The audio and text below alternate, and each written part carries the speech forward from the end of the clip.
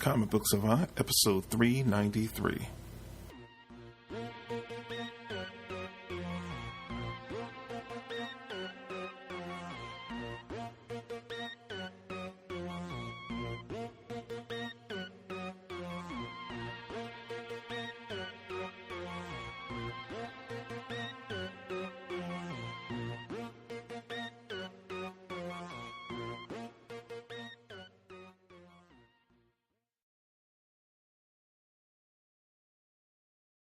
Welcome back to the Comic Book Savant podcast. I'm your host, James Harris. This episode is going to be a Cutting Your Stack episode.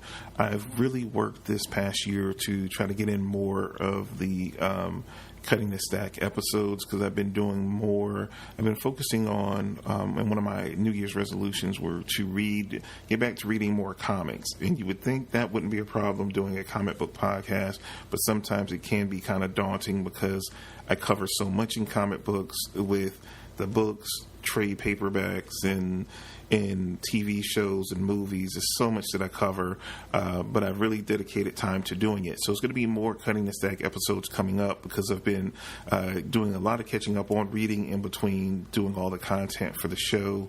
So I got a couple lined up, and I've changed the focus of the Cutting the Stack episodes to focus on, in these episodes, I'll focus on one publisher, and I review about 5 individual issues, and I talk about the 5 different books. So that's pretty much the format going to be going on. They're not going to be super long episodes, but they're going to be me just dipping my toe into all the different publishers. This episode is going to be all about Valiant comics. I haven't really reviewed any Valiant comics in a while. The last thing I remember doing was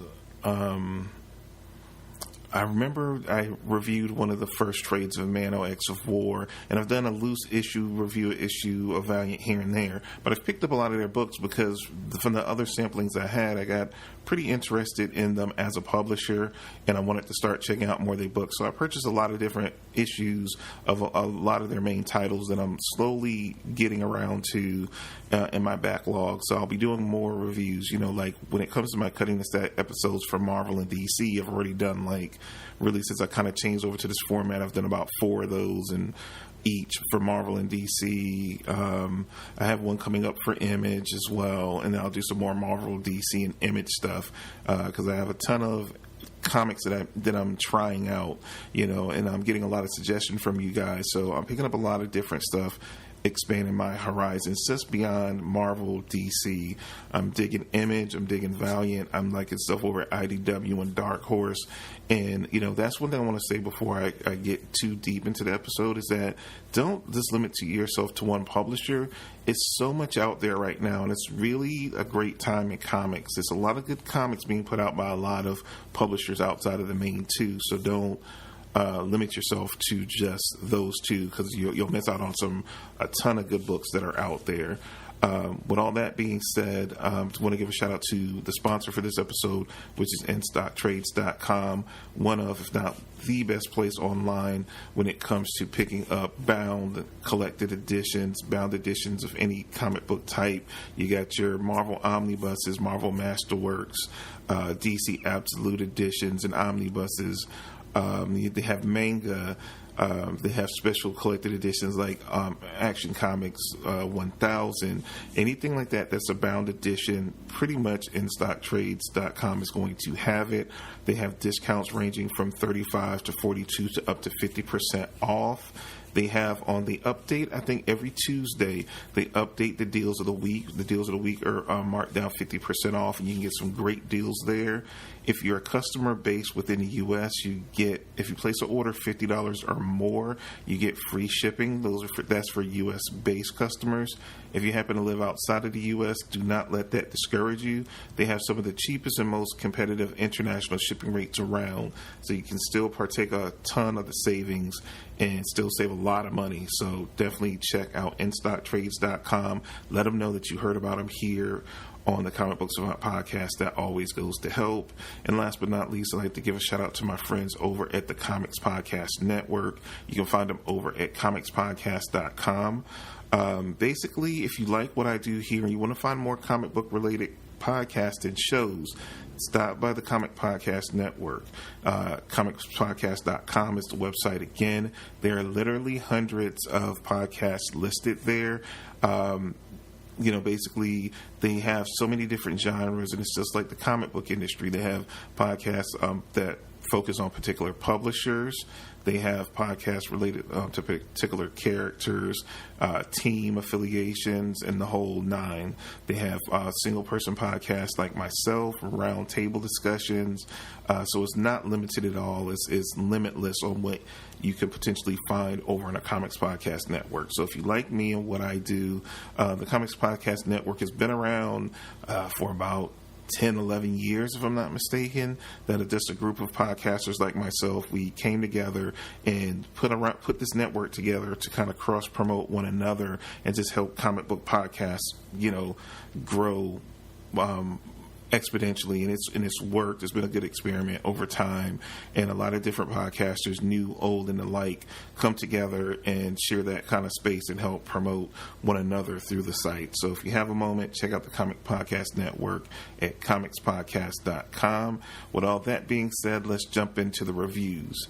This episode, I'm going to be talking about Ninjak, Harbinger, Renegade, Archer and Armstrong, Faith, and Faith. Those are the comics I'm going to be touching upon this episode.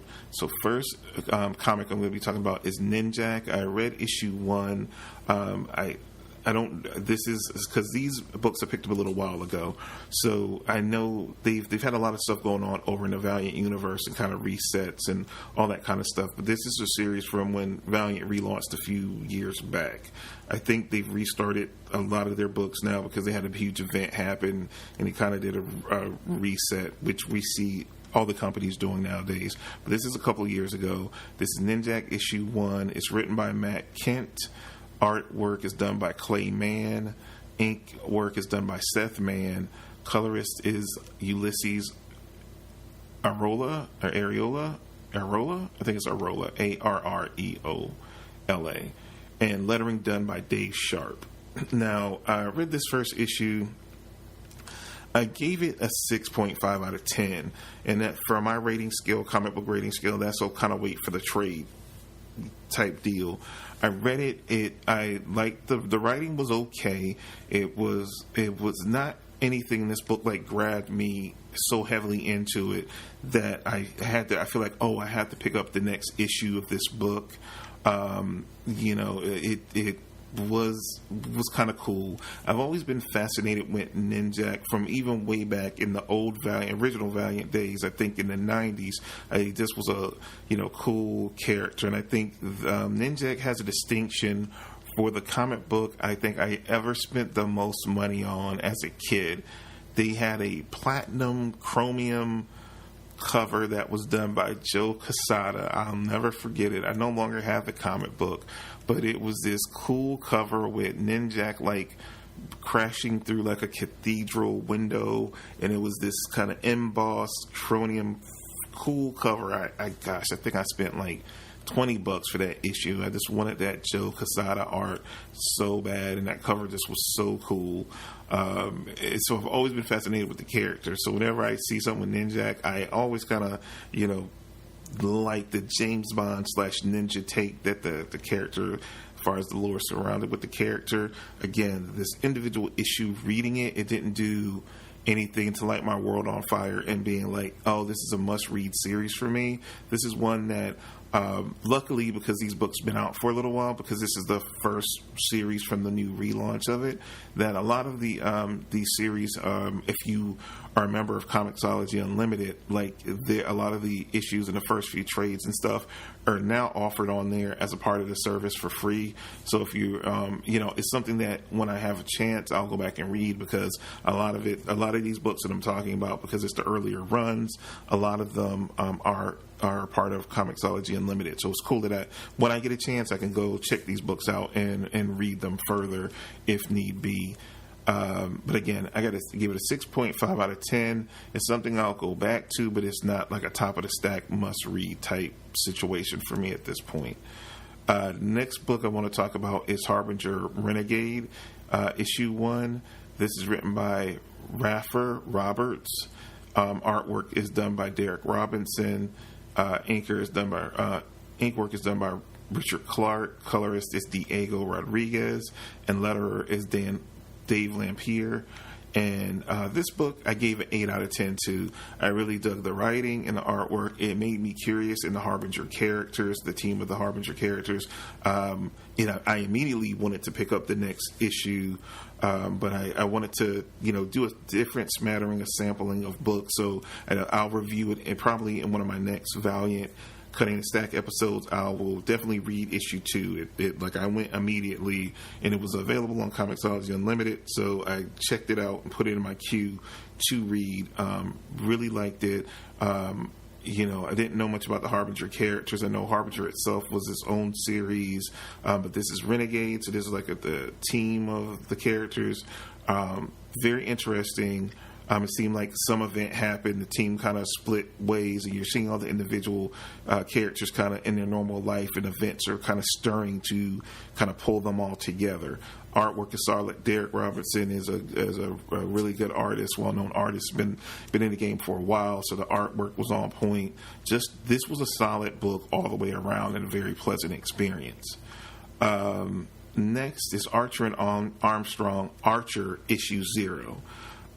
This is written by Fred Van Lente. Artwork is done by Pierre, P-E-R-E, Perez. Colorist is David Barron, and lettering is done by Tom B. Long. I gave this a 7.5 out of 10. This was...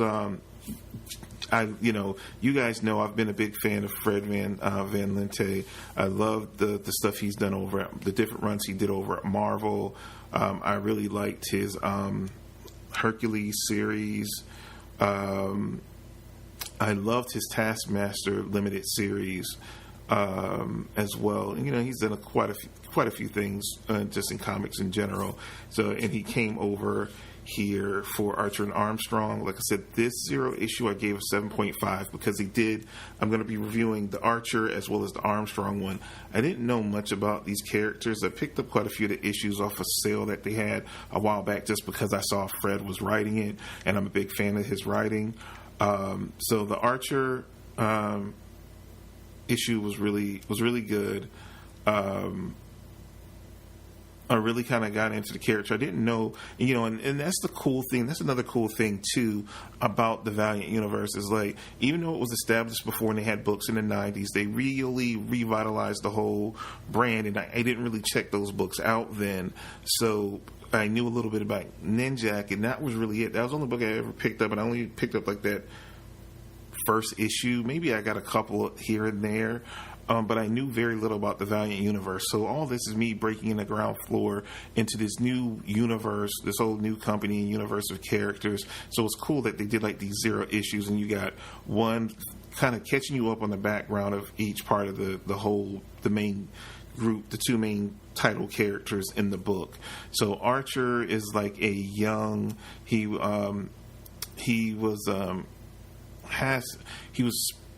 it goes into the bigger Valiant universe, and I don't want to give too much away, but it's this whole thing in the Valiant universe where it's kind of like mutants, but they're called psiots, that they are kind of earmarked at an early age that they might have potential to have powers or have that mutant X gene.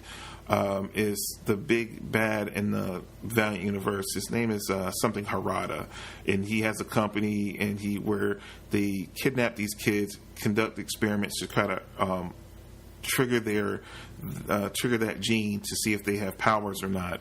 And he kind of got caught up in this whole thing. Archer, at a very young age, he was spotted. He was kidnapped, brought into this program. They did experiments to trigger his power. Once they did do a trigger of his power, they found out that he was super powerful because he has the power to mimic other psiots' powers that are close to him. In this story, in this 0 issue, you kind of find out more about his background, that even another evil organization took him from that organization and trained him up in addition to be an assassin. So from a very, from the age of 8 to 10, he was kidnapped and ripped out of his home, tortured mentally and physically, and then trained up to be an assassin. So you kind of fast forward and you see him kind of as a late teen, early 20s. After all this has happened, he's kind of been enlightened, and he would kind of have flashbacks of his real family and things of that. They totally like try to brainwash him as well. So you get all this backstory about him, which is really compelling, which makes Archer a really like interesting character, because the last family that trained him up to be an assassin, they kind of were like a religious kind of cult. So he hasn't had real exposure to the outside world. So again, this was really interesting. I gave it a 7.5 out of 10. Made me really curious about him as a character.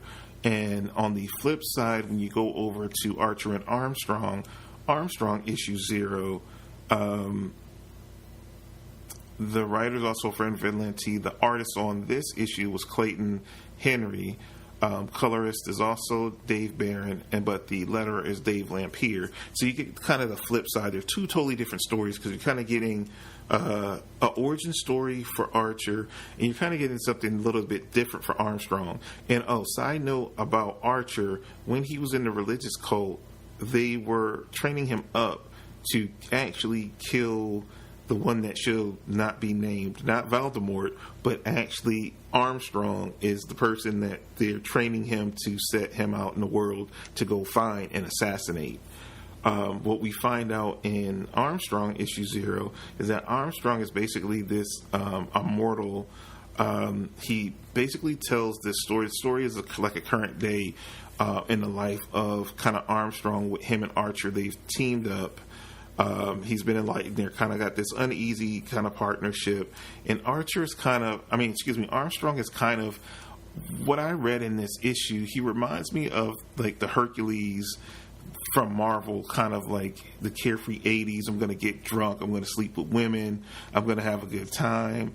And it flips it on its ear a little bit in this story, because, Archer, they're like in Vegas, and they got a suite, and Archer is like I said, he's very closed off to the world. So he's like, I was brainwashed. Now I'm reading a book, and I think he's reading, was it the Iliad or something like that?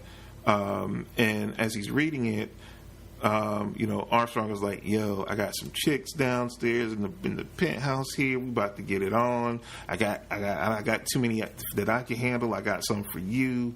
And he's like, "No, I'm trying to, since I was closed off and I didn't have access to all this stuff, I'm trying to educate myself on the modern world, and I'm starting with some of the classics and whatever." And he was like, "Well, why don't you talk to someone that was actually there?" So he goes into this story of telling the story of the, was it the Iliad or was it something, or the Odyssey? Maybe it's the Odyssey. But he goes into telling the story, and that it was not just the one main character. He tells the story that it was actually 3 brothers. And as you go on, he tells this story about how the one brother survived and the other 2 died, and how things were changed to protect particular people. And what you find out by the end of the story, which is totally kind of spoiling it, but it's kind of cool and neat how it ties up, is that you basically find out that Armstrong is the actual writer of the Odyssey, and he changed certain aspects because during that journey he lost his 2 brothers that he was really close to. So for this carefree character, you see some tragedy and some struggle, and it was his only story. You find out in the past, like, he was this poet and he loved women, and both his brothers were like fighters and explorers, and they went on this odyssey and everything went sideways, and he ended up losing both of his brothers in the process. So he kind of wrote this story. It was the best story he would ever write, because it was so true, and he lost so much. So he wrote this one story and left it, and it kind of ends. You see this tragedy, this tragic character, this fun-loving kind of carefree guy, but it's like tragic. And this is just where it goes. And Fred Valenti is so good on character development And it totally, like I said, you see the character from one light, and he flips it all on its ear by the end of the issue, and you make him a sympathetic character by the end of it. I gave this issue an 8.5 out of 10. I'm really stoked on reading the rest of this series. I think this, out of all of the books, really pulled me in of wanting to read more of that and Harbinger Renegade are the two books I'm looking forward to reading more of, and I definitely will be reviewing more. I might do trade reviews to skip from the single issues and go straight to trade. Like I said, a lot of these are available on Comixology Unlimited. I think the actual trades of these. So even though I read the first issue, I'm in. So now I'll probably will read trades, and when I follow up, I'll probably will do a trade review of Archer and Armstrong for sure, because I think I'm in for that. Last but not least, the comics I want to talk about on this episode is going to be Faith. I heard a lot about Faith, over at Valiant when it launched a couple years back. She's a full-bodied, voluptuous kind of superhero. We've never seen a female superhero kind of with that. It's all about body positivity and all that kind of stuff. And was a lot of positive press came out of it when they. She's a character actually from the Harbinger Renegades team that kind of broke away from the team, and they gave her own solo book. I think she's like one of the most popular characters out of the Harbinger series, and so they gave her own book a little while ago. It's written by Jody Hauser. Artwork is done by Francis Portela and Marguerite Sauvage. It's Auvage, so I hope I pronounced that correctly. Colorist is Andrew Dahlhaus, and lettering is done by Joe Quinones. And I had high hopes for this because I heard so much positive stuff about it. I thought it was really cool that they didn't do this thin waist, big breasts, like, what I came up with in the 80s and God knows in the 90s and early 2000s, that every, female character looked a certain way and had to have a certain look. I like that they went in the opposite direction and made a more realistic, all-encompassing of what the average woman, not every average woman, but that, a everyday kind of superhero looks like. And I thought that was cool that they were doing something different. Now, unfortunately for the book itself, though I dug that, I didn't like too much else in the book. I liked the premise of the character, just the writing of it and the flow of the comic. It didn't do anything to pull me into the character even further, I got to read the next issue. I got to read the trade for this. I think that it's potential there in the character. Just the execution of the series in this first issue did nothing to help itself for me to bring me into it. And I love my female superhero characters, and it was just, the writing was just kind of clunky. They were trying to be clever and do like a lot of different plot devices and narrative, and it would drift from her being in the present day to kind of daydreaming about certain scenarios and how she would really want them to be, and it was just like a scattered mess. It wasn't really a coherent progression in thought, and it just didn't blend well, all the different things they were trying to do. Maybe at some point I'll go back and give it a try. I gave it a 5.75 out of 10, which is basically wait for the trade for me. But again, it would be something at the very bottom of the stack that I would just have to be in a very particular mood to kind of rush back to it on top of the better books in this haul. And this roundup of Valiant books that I've read, it would be at the very, at the bottom of what I would rush back to in this stack of just Valiant books. And that's all I really have for you guys for this episode. Again, I did 5 books or 5 issues because Archer and Armstrong is one title, but it was 2 different issues from different perspectives, so I thought that was kind of cool. Like I said, I'm going to be doing more of these Cutting the Stack episodes coming up. I got a couple queued up of, it's going to be an Image one coming up soon.